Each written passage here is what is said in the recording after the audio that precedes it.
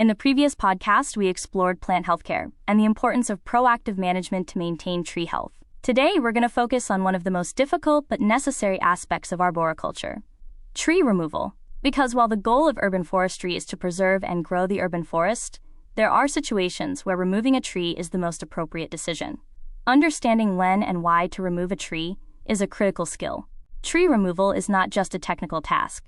It is a decision-making process that balances safety, tree health, site conditions, and long-term management goals. Let's start with the most important factor: risk. One of the primary reasons for tree removal is unacceptable risk.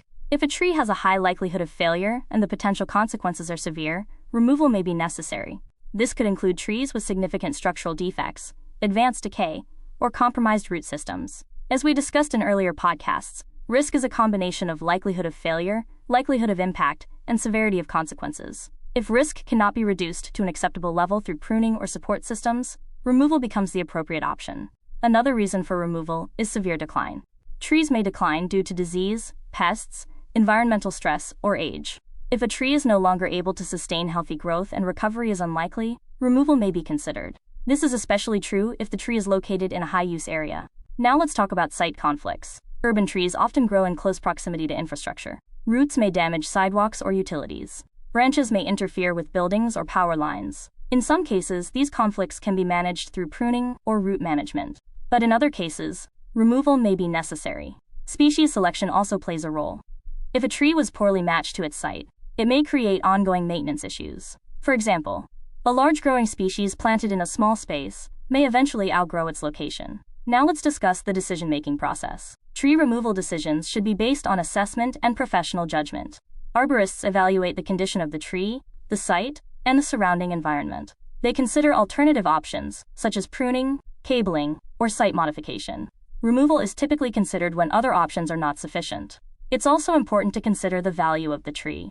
Mature trees provide significant environmental and social benefits. Removing a large tree represents a loss of canopy, shade, and ecosystem services. This is why removal decisions should not be taken lightly. Whenever possible, preservation is preferred. However, safety must always be the priority. Now let's talk about the process of removal. Tree removal involves specialized equipment and trained professionals. It may include climbing, rigging, or the use of aerial lifts. Safety is critical. Improper removal techniques can result in injury or property damage. After removal, the site should be evaluated for replanting. Urban forestry is not just about removal. It is about maintaining canopy over time. When a tree is removed, there is often an opportunity to plant a new tree. This helps maintain long-term canopy continuity. Now let's connect this to urban forest management. Removal is part of the life cycle of the urban forest. Trees are planted, grow, mature, and eventually decline. Managing this cycle requires planning. Cities must balance removal with planting to maintain canopy levels. For the ISA Urban Forest Professional Exam, focus on decision-making in tree removal. You should understand the role of risk in removal decisions, the difference between decline and structural failure, the importance of site conflicts and species selection, and the need to consider alternatives before removal. Questions may involve evaluating scenarios and determining when removal is appropriate. Tree removal is one of the most challenging decisions in arboriculture. It requires balancing safety, preservation, and long-term planning.